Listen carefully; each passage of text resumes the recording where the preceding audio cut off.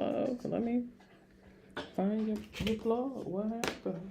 Oh, there it is. I see. It just fell out. Oh, be careful over there.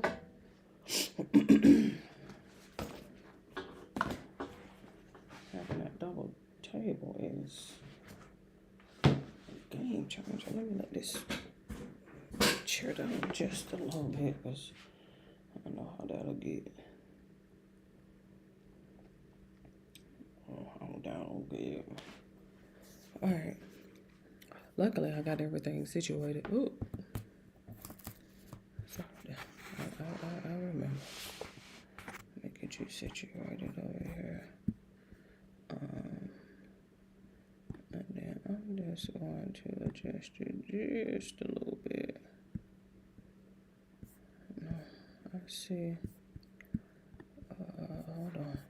Let me see if I can adjust my.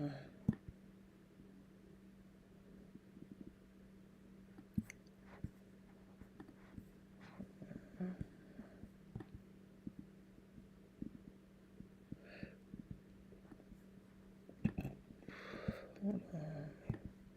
Let me see if I can fix it. No, that's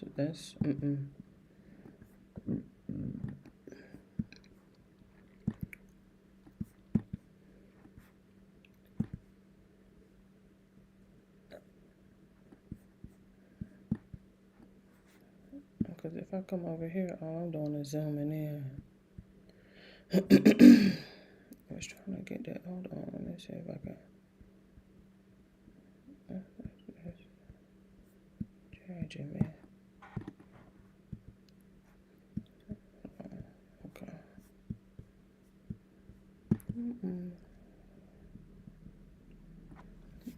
Okay. I'll leave it at that. Are we? Oh, thank you for the thumbs up, whoever that was, because,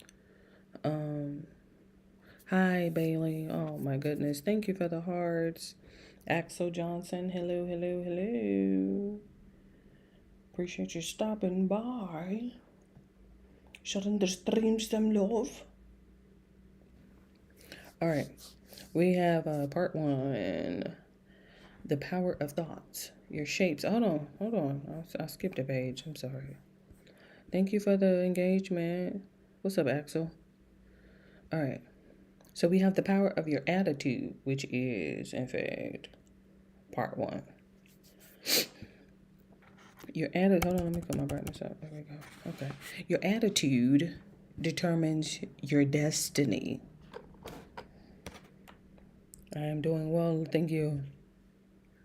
Your attitude is the basic lens or frame through which you see yourself, the world, and other people. You can have a positive attitude or a negative one, and you will see the world accordingly. Nope. I'll just leave it. I don't know why for some reason it just feels like it's not zoomed in the way I. Hold on, give me a second.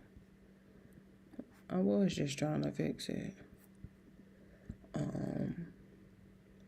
And if I keep messing with it, it's gonna. Hold on. I have to find like the. Hold on. I gotta fix it. I can fix it. Hold on, give me a second.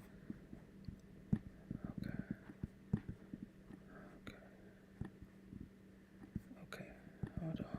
I got it. Okay. It was irritating me. It was so irritating me, I'm telling you. All right. Your attitude is the basic lens or frame through which you see yourself, the world, and other people. You can have a positive attitude or a negative one, and you will see the world accordingly. A very wise man once said, "Your eye is a lamp that provides light for your body. When your eye is good, your whole body is filled with light. But when your eye is bad, your whole body is filled with the darkness. And if the light you think you have is actually darkness, how deep that darkness is. In other words, the way you look at things, your eye will shape the course of your life, for better or worse. The good news is that you can have a positive attitude that shapes your life in positive ways. In this section, you'll discover the 5 critical ways that your attitude exerts power in your life. Number 1, thought. Number 2, word. Number 3, action. Number 4, habit. Number 5, choice. Thoughts, or your words, or your actions, or your habits, or your choices. In the next 5 chapters, you will discover why your attitude matters so much in determining your future. You will see the incredible power of the mind in shaping your life and your happiness. And remember, you have the power to choose your attitude.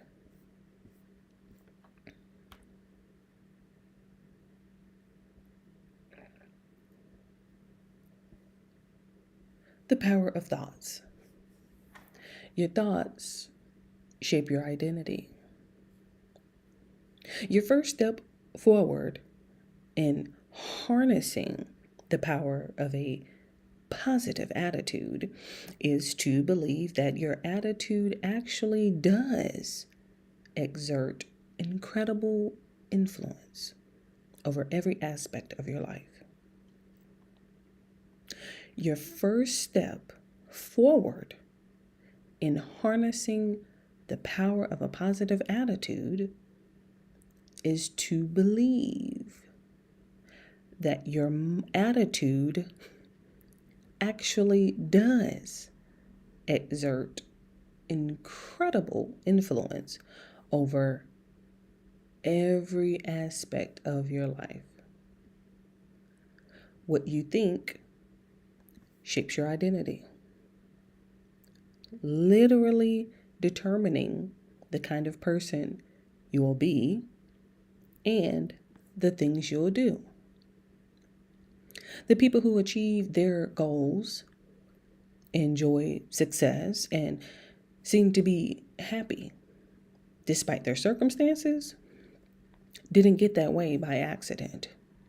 They chose to have a positive outlook, and that choice shaped everything else about them.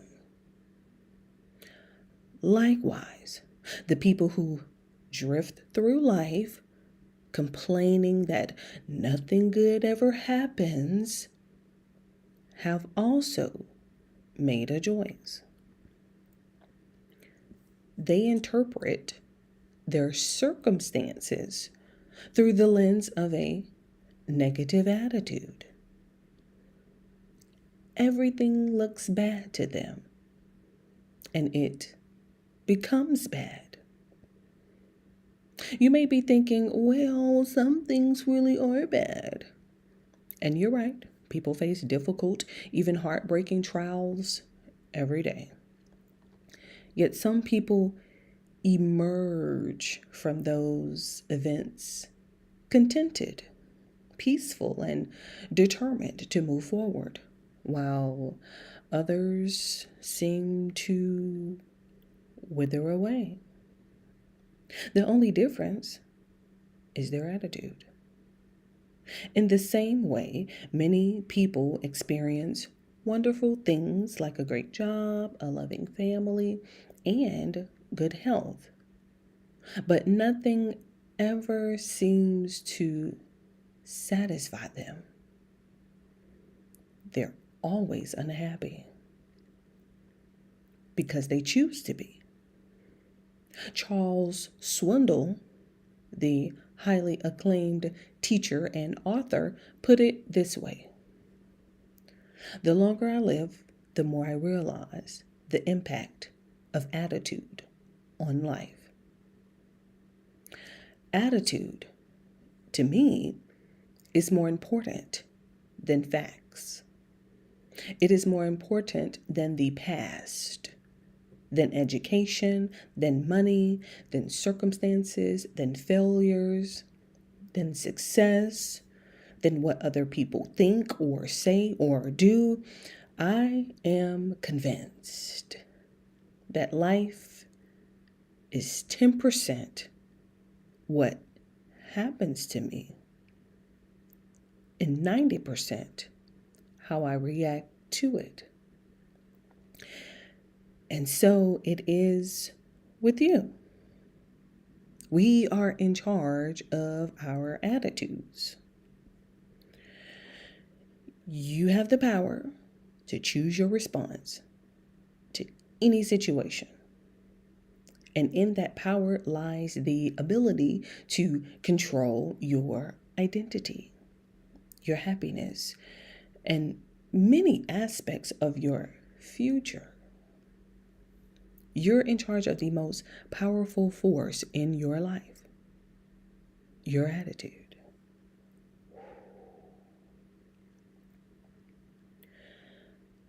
You have the power to choose. If you still doubt that what truly shapes your life is your attitude, not your circumstances, let me give you a stunning example of the power of attitude that comes from the latter days of the Second World War. You know that the Nazis imprisoned many people in concentration camps, notably a large population of Jewish people, also many people of other races and religions and political persuasions. These prisoners faced grueling hardships. Many were slaughtered by their captors, and many others died of disease or starvation. Confinement in a concentration camp was a virtual death sentence. During the war, a young Jewish psychiatrist,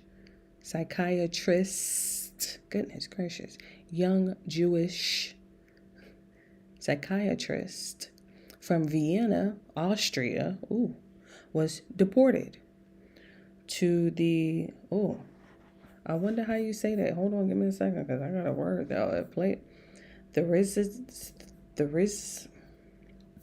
I'll look it up. Give me a second. I'll look it up. I can do that. Let me see how to say it, though.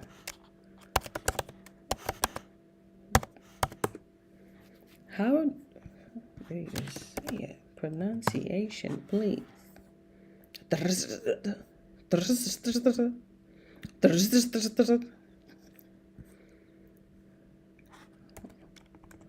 Tell me how to say it, please.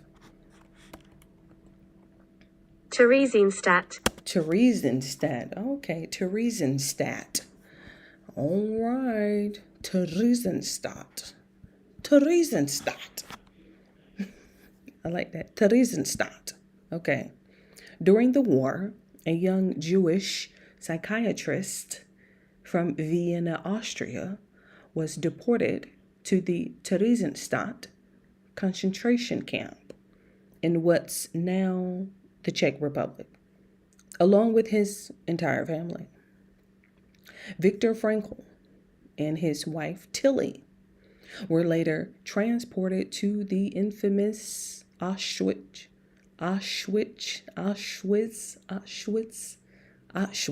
goodness, concentration camp, and finally moved to the Dechoy.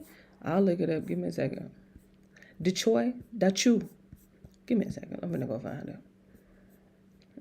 Theresienstadt. I've got that one. Theresienstadt.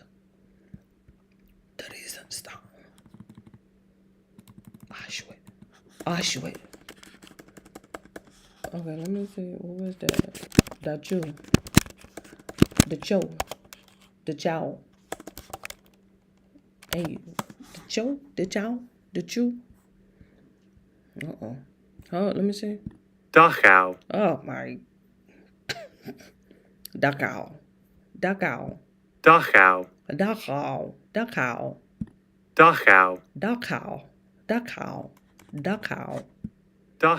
Dachau. He's like a Dachau. Dachau. Dachau. Dachau. Dachau. Dachau. Dachau. Dachau. I was saying it so wrong. Because when you see CH, you just want to everything. Dachau. Okay, let's try it again. Dachau. All right. Viktor Frankl and his wife Tilly were later transported to the infamous Auschwitz. I don't know why I keep wanting to say Auschwitz. Auschwitz concentration camp, and finally moved to the Dachau camp system, where he spent 7 months, mostly working as a slave laborer. Frankel's mother and brother died at Auschwitz. Tilly was moved to the, is that Bergen-Belsen camp, where she died. Viktor Frankl describes the conditions he and others endured in his book, Man's Search for Meaning. Living amid such suffering and cruelty every day, a fight for food and survival, never knowing whether they would survive the war, people chose various responses to their circumstances. Some joined in the cruelty, surviving the camp's privations by stealing from others or cooperating with their captors. Others simply gave up and died. But some were able to choose a different path, living with dignity and hope when that meant sacrificing themselves for others. After enduring the sufferings in these camps, Frankl concluded that even in the most painful, disorienting, and dehumanizing situation, life had meaning. Life has meaning. We who lived in concentration camps can remember the men who walked through the huts, comforting others, giving away their last piece of bread.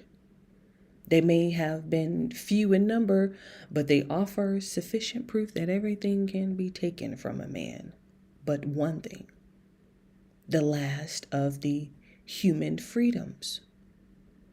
To choose one's attitude in any given set of circumstances. To choose one's own way. Interestingly, the original German title of Viktor Frankl's book was, which means saying yes to life in spite of everything. I don't trust them, ja, zum, leben, sagen, sagen. Whatever that is, like, goodness. That's the power you have, to say yes no matter what happens. You cannot choose what happens to you, but you can choose how you respond to it. You have the power to adopt a positive outlook, and that power can change virtually everything about you. How negative thinking harms you. Before we go further, it's important for you to understand what's at stake in the matter of choosing a positive attitude. This goes far beyond simplistic outcomes like seeing a glass half empty or half full. When you choose a negative outlook on life, you open yourself to a vast range of negative consequences. Possibly you're living with some of these results right now, and they're holding you back from joy, from opportunities, from relationships, or even earning more money. What's at stake? Here are a few of the results of living with a negative outlook. You feel helpless. Negative thinking traps you in a victim mentality, which is incredibly disempowering. Negative thinkers tend to see other people as in control of the world. And as a result, negative thinkers always feel helpless. Other people always get the raise. Other people always get the opportunities. Other people always succeed.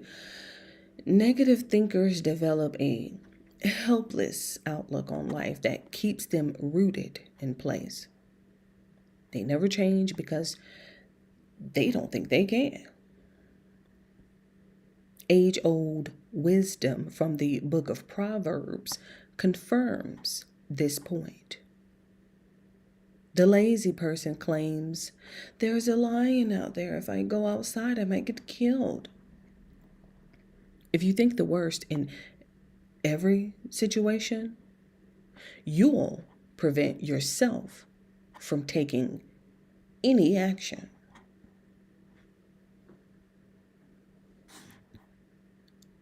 You lack energy.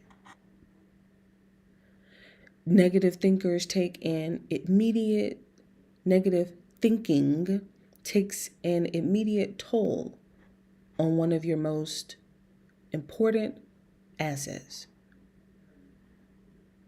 your energy level.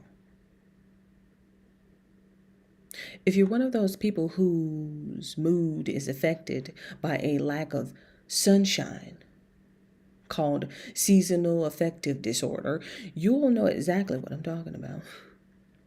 On cloudy days, you just feel kind of blah. Everything else may be fine, but if the sun isn't shining, you have to fight the urge to lie down and take a nap.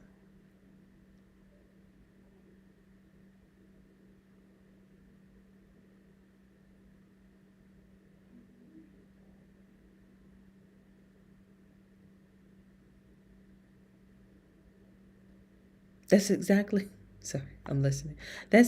what negative thinking does to you. It's like music playing. Okay, some people outside. I was like, what? That's exactly what negative thinking does to you. It brings you down mentally, emotionally, and physically. When you think negatively, you get a deflated feeling in your stomach. You sigh a lot. You don't feel like doing much. As a result, you must fight a battle with yourself every morning and probably throughout the day to keep your focus and maintain your concentration. Negative thinking saps your strength.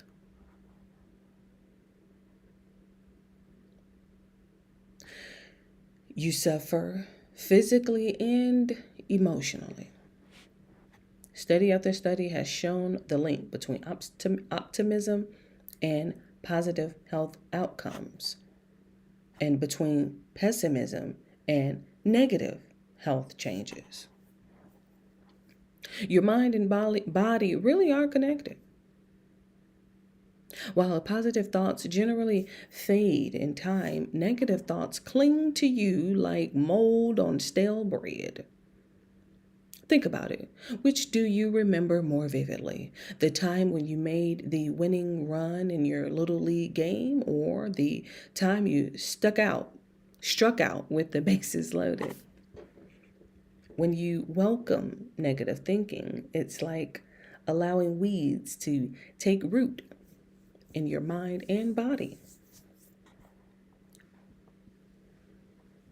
The effect of living with bad memories, pessimism, cynicism, doubt, anger, and other negative thoughts can literally kill you. If you're wondering why you're so down or discouraged all the time, it may have to do with your outlook on life. Obviously, clinical depression is something else, a condition that can be medically treated, but if you're suffering a serious loss of energy and experiencing sadness and seeing negative health changes, you might need a change in attitude. You miss opportunities. Everyone is drawn to positive people. You know that from your own experience at parties and family gatherings, school, or work. It's more pleasant to be around people who smile, say a cheery hello, and pitch in to lend a hand. The opposite is true as well. Nobody likes to be around negative people. When people complain, naysay, criticize others, and constantly find fault with their circumstances, friends and coworkers begin to quietly avoid that person. As a result, negative thinkers miss out on new assignments, promotions, partnerships, and other opportunities. And here's the real problem. You never know it's happening. Most negative thinkers are unaware of the effect their mental habits have on themselves, let alone others. If you're a negative thinker, you may be completely unaware of what you're missing. You limit relationships. If you're a chronic negative thinker, your attitude is costing you relationships, something far more valuable than money.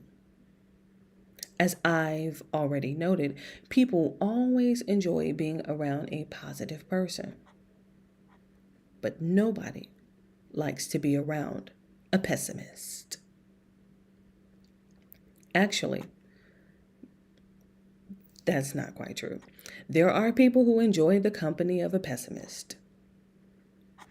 Other pessimists, complaining, fault finding, and griping drive away all but the most negative of thinkers. So when you make negative thinking a lifestyle, you limit yourself relationally. You'll lose friends. You may even lose contact with some family members who simply can't tolerate continual negative thinking.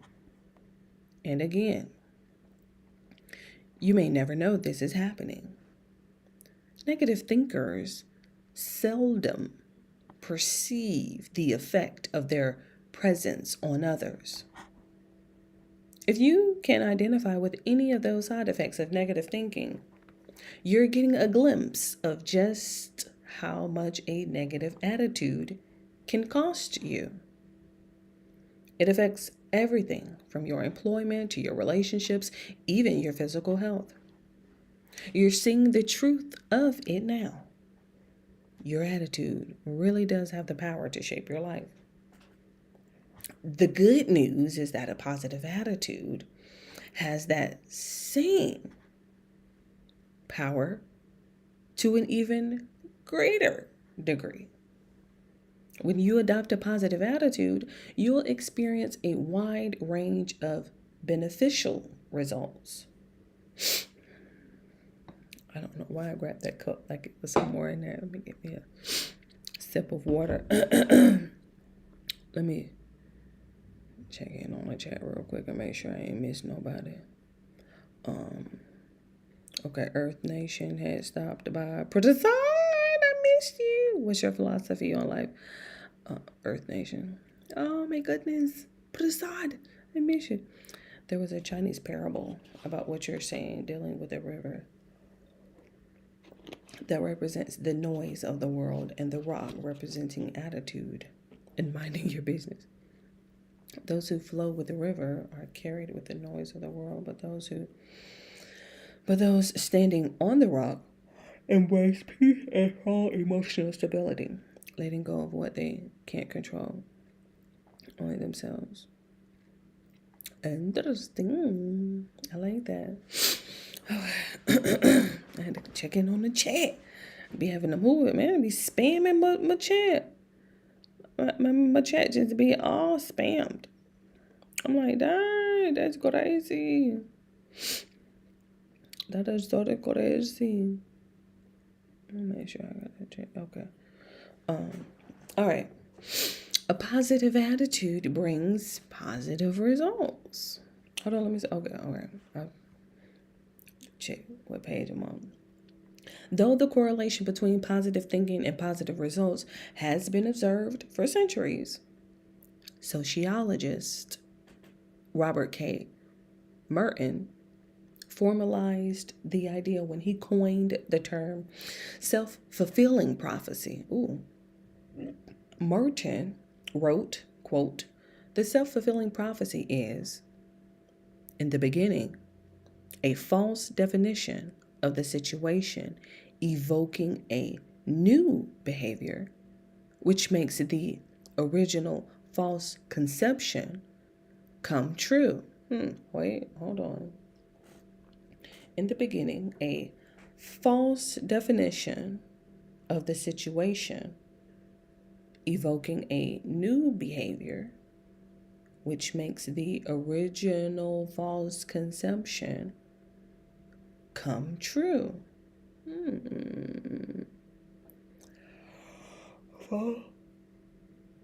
Positive. Positive? False, positive, positive? False. Or negative? Was it positive? Was it positive? You've experienced this before, no doubt, or seen it in action. A rookie baseball player unexpectedly gets to start in the big game. With seconds left on the clock, he goes to the foul line for what could be the game-winning shot. His knees are trembling, his hands shaking. There is no way he can possibly calm down enough to sink the basket. So the coach wisely calls a timeout and calls the boy over. Placing a hand on his shoulder, the coach says, "You've got this. You're going to sink the shot and win this game. There's nobody I'd rather have on the line at this moment than you." The kid's face brightens and he returns to the foul line with newfound confidence. Without hesitation, he shoots, scores, and the game's over. That's the power of a self-fulfilling prophecy. It takes a once false definition of a situation and makes it true. What Robert Merton identified is nothing more than the power of positive thinking. By thinking optimistically, by choosing a positive attitude in every situation, you unleash a power in your life. You influence yourself and others in constructive ways. As a result, you shape your ability, your reality, by the thoughts you think. A positive attitude creates a positive identity. An often repeated story by the great British architect Christopher Wren tells of a time when tells of a time he was supervising the construction of a grand cathedral in London. Hold on. A newspaper reporter decided to interview some of the workers who were constructing the magnificent building, and he chose 3 men to speak with. When he asked, "What are you doing here?" the first man replied, "I'm cutting stone for 10 shillings a day." When he asked the next man, he answered, "I'm putting in 10 hours a day on this job." But the third said, "I'm helping Sir Christopher Wren construct one of London's greatest cathedrals." When you choose a positive attitude, you create a positive identity for yourself. Are you a lackey or a trusted assistant? Are you a beleaguered single mom or a strong, empowered woman? I think that's beleaguered, if I'm not mistaken. I believe I've looked that up before, and I just want to make sure that I have.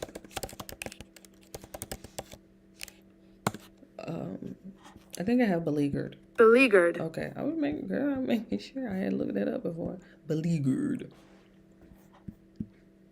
Are you a defeated business person who can't seem to get a break? Or are you an energetic, innovative entrepreneur closing in on success? The answer is up to you. It lies completely within your power to define your identity. You are what you think you are.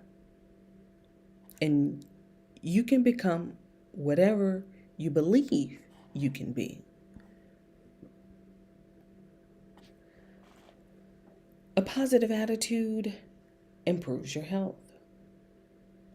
Also, I've already noted the connection between mind and body, and I'd like to emphasize this again.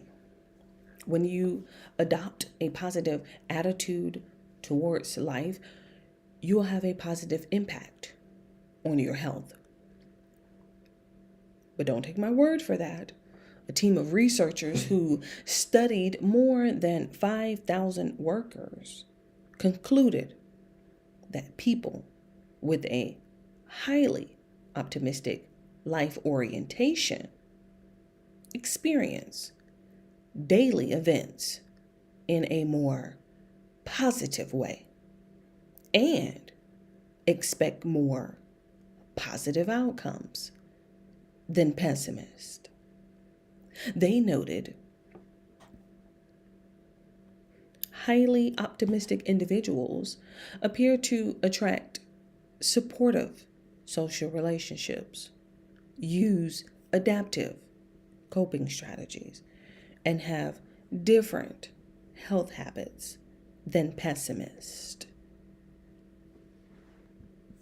The research suggests that a positive outlook reduces the risk of health problems after experiencing a negative life event and promotes faster recovery.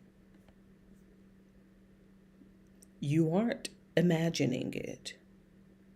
When you think more positively, you actually do feel better.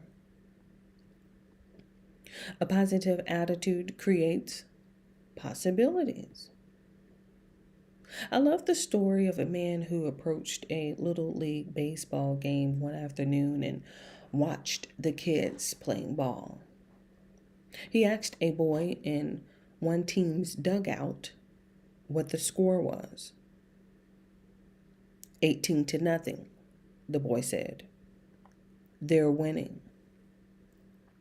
Wow, said the onlooker.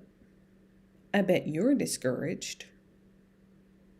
The boy looked mystified. Why should I be? He said. We haven't even gotten up to bat yet. When you believe you're defeated, you almost certainly will be. But when you believe that anything is possible, something probably will be. But when you believe that anything is possible, something probably will be. Opportunities come to the person who looks for them, who believes that no situation is hopeless and that some good result in bound. I was like, wait, what?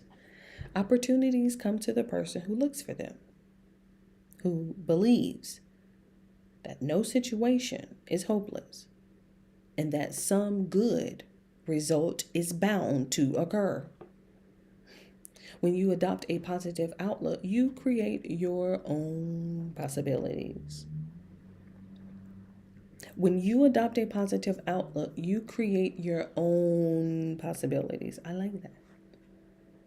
That is more eloquently declared in a statement widely attributed to the great Indian leader Mahatma Gandhi, who helped lead his country to independence from a century of British rule.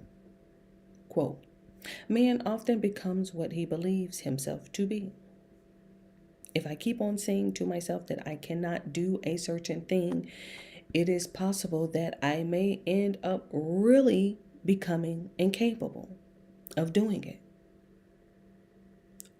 On the contrary, if I have the belief that I can do it, I shall surely acquire the capacity to do it, even if I may not have it at the beginning." When you believe in possibilities, you'll begin to see them everywhere. So by adopting a positive outlook, you actually change your future. Things become possible for you that wouldn't have been otherwise. Your positive thinking shapes your world for the better.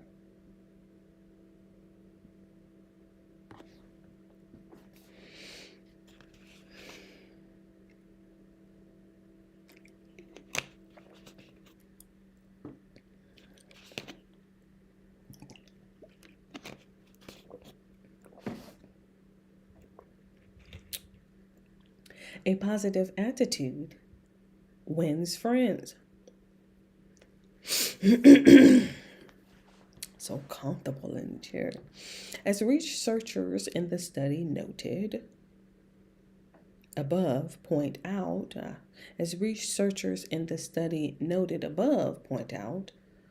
optimistic people attract supporting social networks. That's scientific proof that happy people more easily win friends and influence people, as if we needed proof of that. Intuitively, you know that is true. And it's vitally important for creating a positive future, because we all need friends, associates, and teammates in order to achieve our goals and live a happy, productive life. When you adopt a positive attitude, you will begin to gather like-minded people around you. You'll find yourself surrounded by positive thinkers, doers, and high achievers. And they'll inspire, encourage, and help you, both with the problems you face in life and with the dreams you hope to fulfill. Adopting a positive attitude is the first step to building the momentum you need to move into the future you'd like to create for yourself.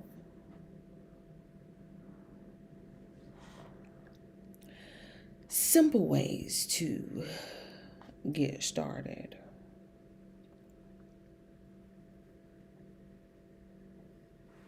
Just trying to get my charger up. 97%. 90%. Okay, hold on. Let me just. I gotta put my computer on the charger. Cause I'm at 58% there. Thank you. I'll give you a break. And put the brightness down. Simple ways to get started. Clearly, there are a lot of benefits to choosing a positive attitude. But how do we do that? If you're like I was during my early years, weighed down by life and a series of negative circumstances, finding a silver lining may seem like wishful thinking. Let me assure you that it isn't.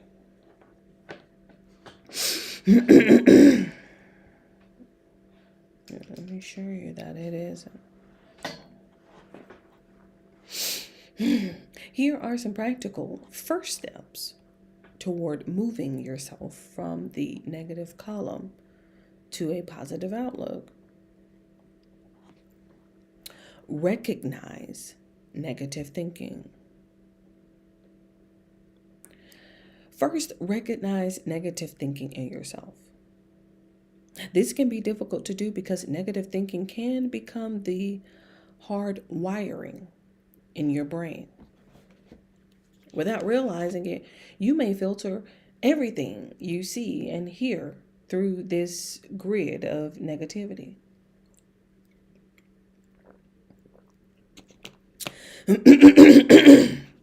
To help you recognize that, here are two simple things you can do. First, ask for outside help. Find someone you trust, someone who will tell you the truth, to assess your attitude. You may need to give this person permission to be completely candid with you because they may fear offending or upsetting you. But if you really want to know where negative thinking affects your outlook on life, you're thinking about, where's the semicolon? But if you really want to know where negative thinking affects,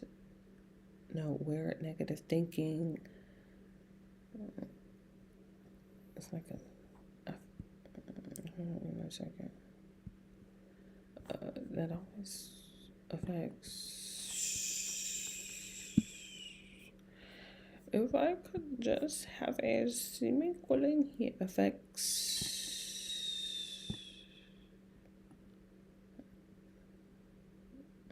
Leave it.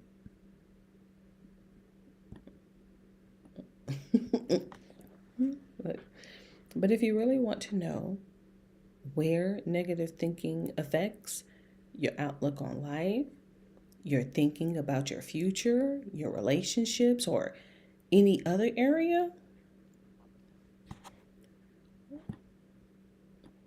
you will need someone to hold up the mirror. So to speak, oh my goodness, hold up the mirror, so to speak, and let you see yourself clearly. Long as sentence, 3-4 lines, 3.5 lines, I'm like, where's the semicolon if you're going to have all of this list? But if you really want to know where negative thinking affects your outlook on life, your thinking about the future, your relationships, or any other area, you'll need someone to hold up the mirror, so to speak, and let you see yourself clearly. Find someone you trust and ask them, would you say I'm an optimist? or a pessimist? Where do you see negative thinking in my life? Second, make a searching self-appraisal of your thoughts. This may be easier to do once you've gotten some clues to your thinking from an objective friend. You may find it helpful to block out some time for this, an hour or even a whole day. Think specifically about these areas of your life: your reactions to stressful situations, your tolerance for change, your willingness to take risk, your feelings about new people, your self-image, your patterns of speech, your first reactions to news or announcements. Briefly write an assessment of your current outlook on life. Note where it's positive and be completely honest about the areas in which you're subject to negative thinking. Don't try to explain or justify your reactions. Remember, no one is accusing you of anything, so there's no need to be defensive about how you feel or how you look at life. Simply state reality. If you're able to recognize negativity in your thinking, you will be able to deal with it.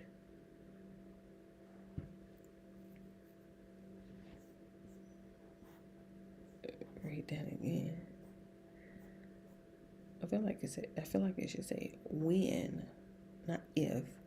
When you're able to recognize negativity in your thinking, you'll be able to deal with it. But if you're able to recognize negativity in your thinking, you'll surely be able to deal with it.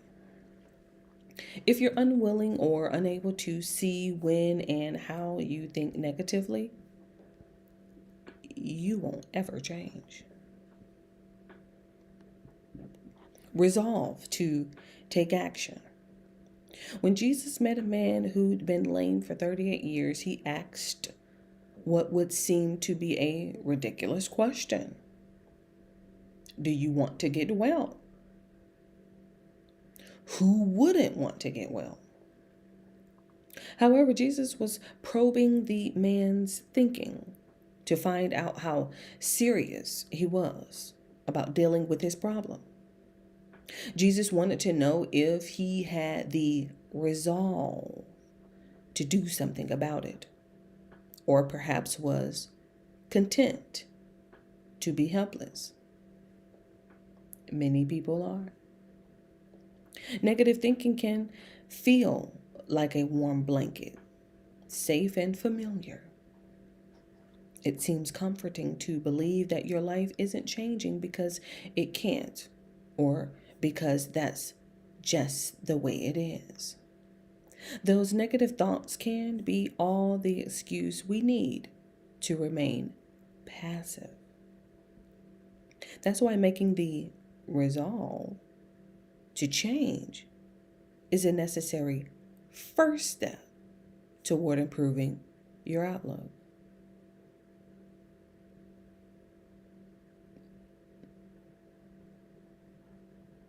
Do you want a positive attitude? Okay, I hear. Resolve to do whatever it takes to make that change. Hold on, let me go get him. He's crying for his mommy. Hold on, let me go get my little juicy man. I'm coming, juicy man. I'm coming, juicy man.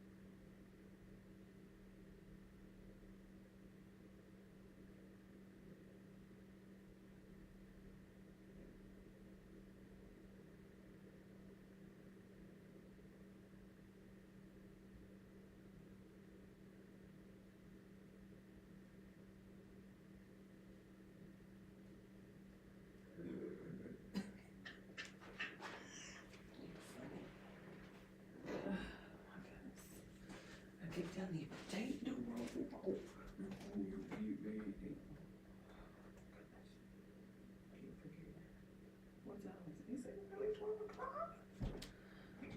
Oh my goodness. Is it really? I mean, goodness. I ain't even know. Like, I'm so hungry. I just don't know what I want to eat. Okay, 95%. What shit do I need to swap up real quick, like, for this last 3% thing. Goodness. Let me swap you up real quick. 97%. Oh man, I'm so hungry. No, I have pistachios.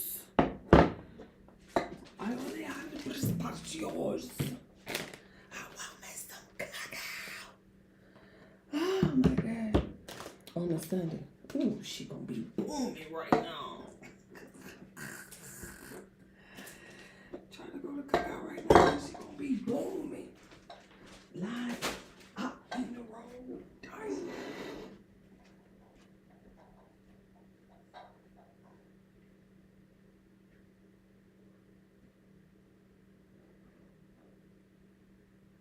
If you gonna go, you need to go.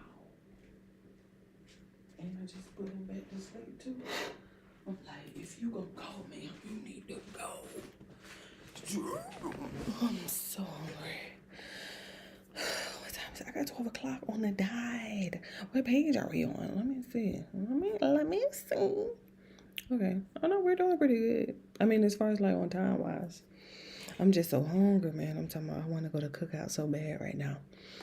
I'll get me a big double burger with the cheese bites and the Oreo shake with the chicken wrap.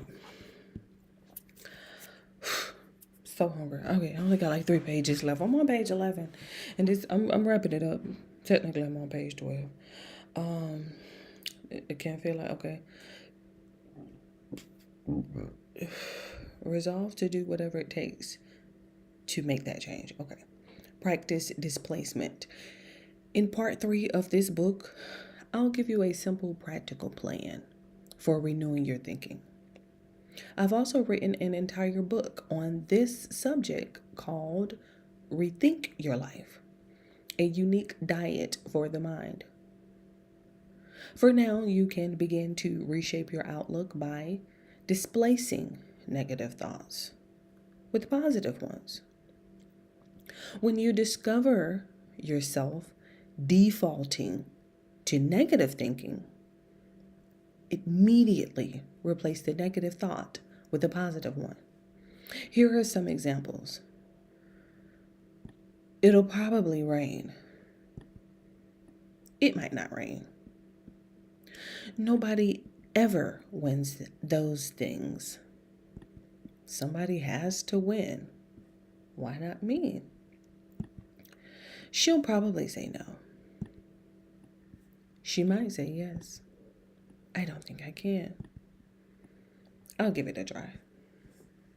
Does that sound simplistic? Let me assure you it's not. Replacing negative thoughts with positive ones, even in small ways, is a solid first step to transforming your outlook on life. Try it and see. Get accountability. You can't do this alone. That's not negative thinking. It's just a fact. Making positive changes in your life takes a network of support.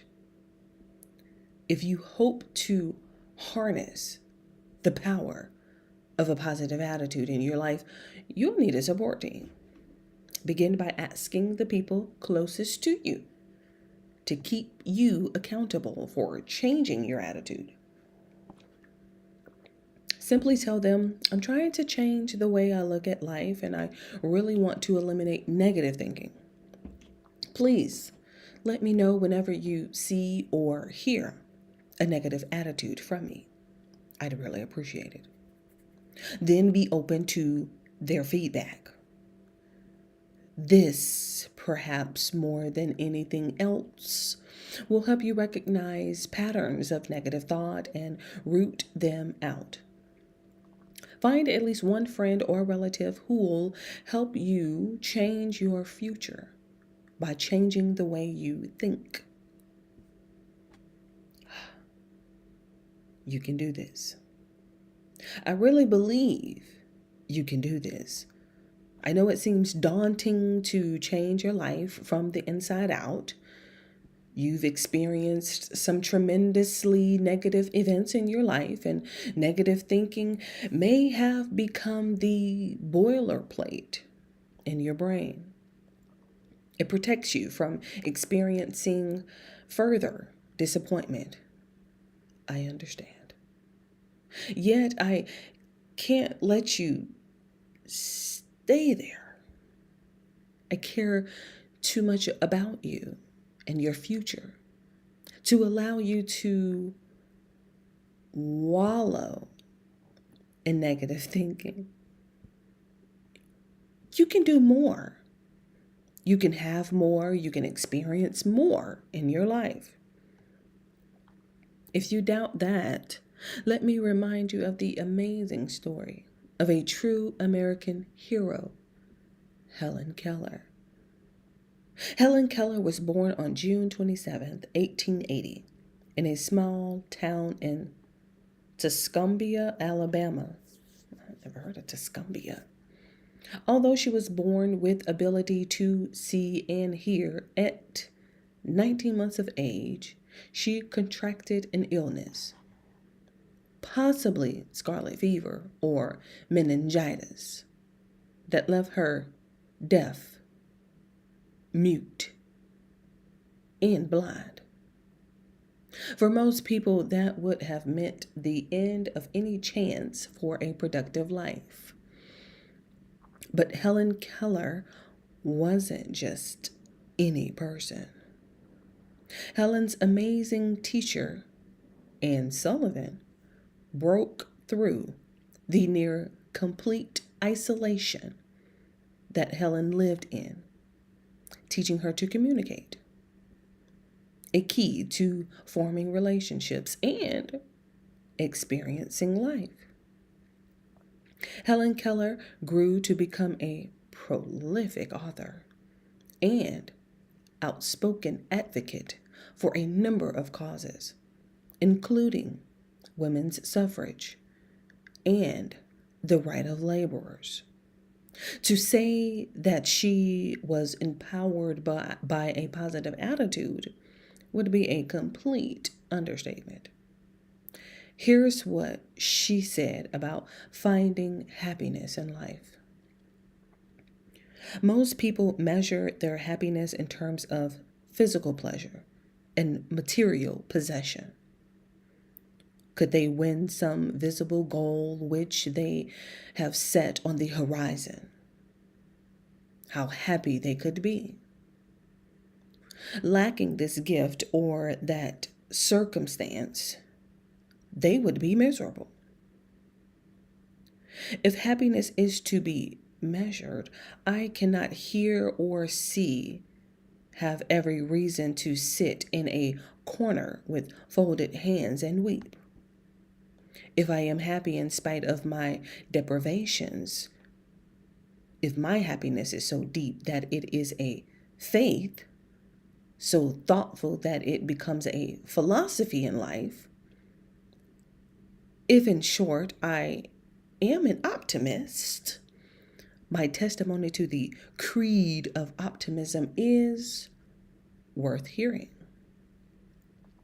As sinners stand up in a meeting and testify to the goodness of God, so one who is called afflicted may rise up in gladness of conviction and testify to the goodness of life.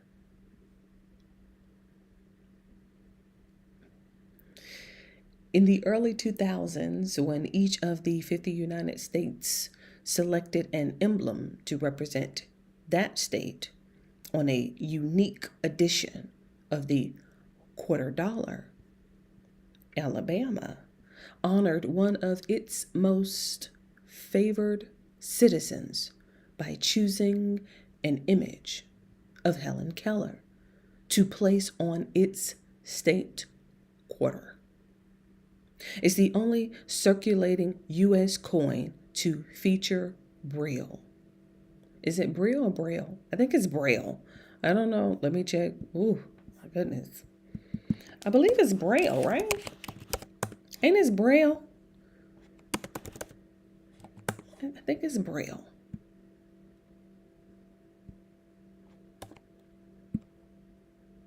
Braille. Braille. Okay. Yeah.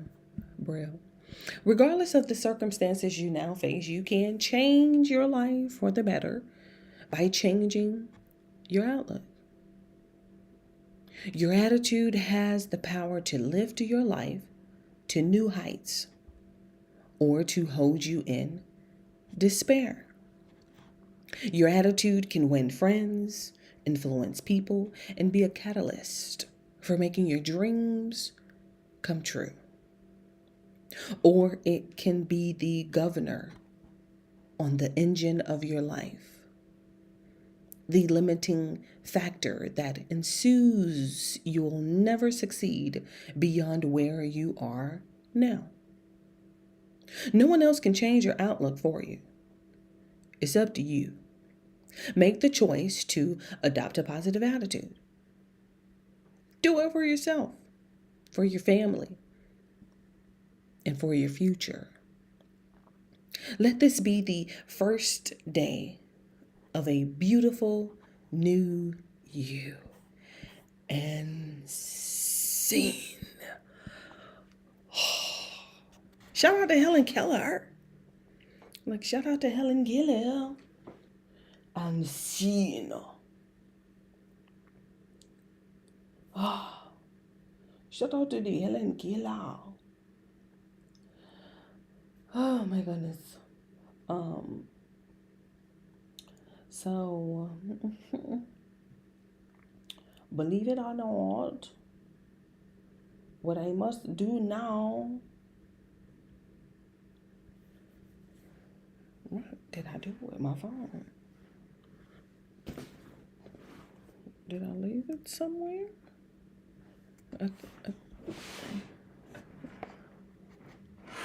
I remember sitting it down. I did break. Is it in my pocket still? Yeah, I do remember sitting it down. I just can't remember why I took it out of my pocket and threw it down somewhere. Anyway, I don't want all this extra random stuff in the back of the video, but you know how it goes. Okay, so now we can go to, what was that? Hold on, let me see. The gift of a great attitude. Hold on. Okay, yeah, we already read that. Okay, and then the power of your thoughts. That was, okay. Hold on. Let me see where I'm at now. The power of your words. Okay, 1, 2, 3. That's next. Okay, and then it's short too. I only have 1, 2, 3, 4, 5. Okay. The power of your attitude. Okay. I probably should have put that in the description. Right?